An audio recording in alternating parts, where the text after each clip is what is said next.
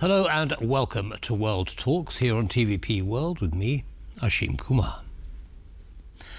As tensions with Russia mount and the US reconsiders its global military commitments, Europe is facing a sobering reality. Its roads, railways and bridges are unfit for war. The EU's transport chief warns that tanks could collapse infrastructure or be delayed by bureaucracy. With billions in planned upgrades and a race against time, we speak with Krzysztof Jaworski, he's Deputy Director at the Institute for Security and International Development, about what this means for Europe's readiness. Krzysztof, welcome back to TVP World and thank you for taking the time, as always. Thank you for having me. It's a pleasure, Krzysztof. So, first, your general impression of what this EU Transport Commissioner has said in his report. My general impression is that EU Transport Commissioner is right. It is not the first time that we can read and we can hear about this possible problems with military mobility in Europe.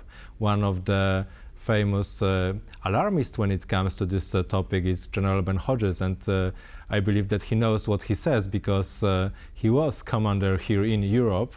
And of course, while we look at this infrastructure, it is not a surprise because after many years of peace dividend, these investments in infrastructure were projected on the base of peaceful time. So they are not ready for something so exceptional, especially because we, of course, remember that 10 or 20 years ago, there were only a few people who expected that war is again possible and in Europe. And now, when it is obvious because Russia already attacked, it is really late because for many years these roads, these railways, these bridges were built and they are really unfit for military mobility. Okay, so yeah, I mean, basically Europe was relaxing. The way they built their infrastructure simply didn't take into account military usage. What should they have done? I mean, what's the actual weakness? Can you be specific? Well, when it comes to being really specific, it is impossible because these are secret information. However, from this which were already mentioned, for example, bridges, it is something of great significance because rivers are, as they always used to be, one of the main obstacles when it comes to movements of troops, of tanks, of military supplies. And NATO armies has some of mobile bridges which are really useful. However, it is impossible to use them in all places where they will be needed in case of the requirement of moving larger forces. So having these bridges, this stationary bridges built in advance is one of the really important things. And one more thing is that these bridges will be under fire in case of any confrontation. So it's important to have more of them than just only a few. Right, so build more bridges and make them stronger. Yes, for example, it's not right. not all an about, example. Yes, as a case study for why it is important. Understood. So tell me now about Europe generally. Let's zoom out. Are some countries better prepared in this sense than others?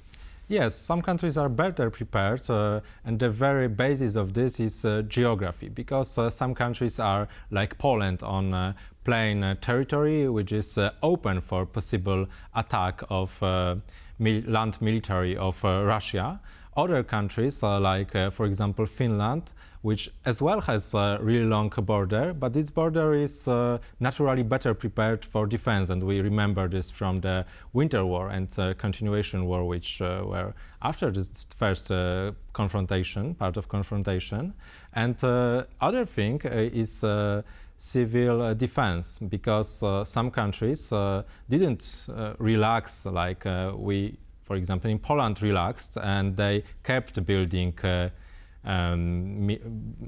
buildings which are suitable for civil defense, which are suitable for having large parts of population safe from, for example, air strikes. And as well, it's about having systems. So which countries are these that took it seriously? The list prepared.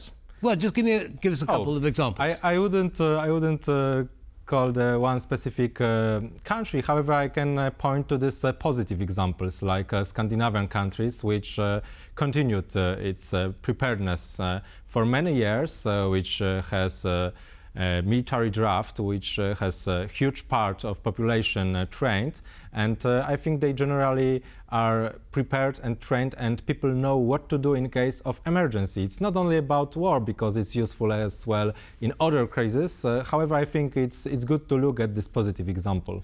Now, the countries you mentioned, you mentioned Finland, but of course there's the Baltics, and the Scandinavian countries aren't that far away from the biggest threat at the moment, which is Russia, and of course Central European countries such as Poland. Now, one can understand why they are so concerned. What about countries further west? What's their infrastructure like? Well, further to the west, generally there is another perception of the risk of war. So while some countries have a good maintained infrastructure, they are not so willing to modernize and further develop it now, because it's not a priority for them. Even while we take into consideration the fact that most of these countries are members of NATO, their priorities and their perception of risk differs significantly.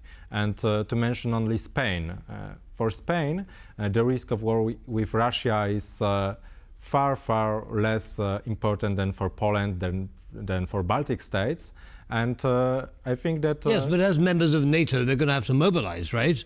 If one NATO country is attacked, Spain will have to mobilize, as will Portugal, for example. Yes, but they will decide what tools are suitable for help to other allies. And I think that if we look at this starting topic of investment in European Union when it comes to infrastructure, of course, for these countries, investment in infrastructure in Eastern Europe is something of less priority than investments which will be made based on the same European Union budget in their region, which can help their infrastructure and their mobility.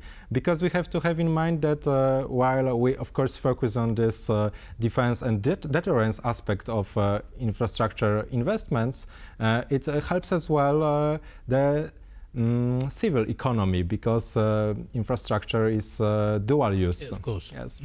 Understood. Now, in terms of, I mean, you mentioned the money, the budget. Now, the name of the EU's Transport Commission is Apostolos Tzitzikostas, and I hope I'm pronouncing that correctly.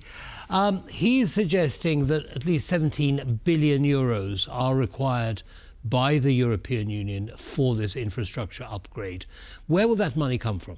Well, it will be from the budget of European Union, and if we can compare it to the previous investment from 2020, there were about 1.7 billion, so it's 1/10 of the amount Commissioner is talking about. So I think it's a significant announcement. Well, 10 times. 10 times. And well, I hope that it will go as planned and as announced. However, as I already mentioned, it will be under the ongoing process of negotiations and specification of these action plans.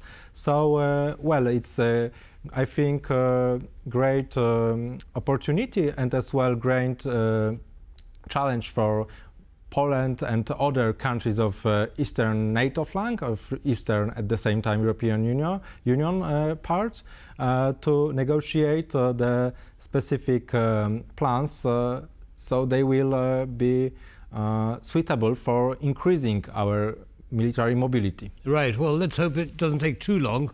The European Union isn't always known for its speed.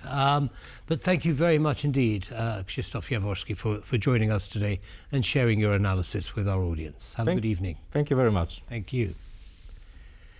And that brings us to the end of this episode of World Talks. Don't go away, though. Lots more coming up. Goodbye.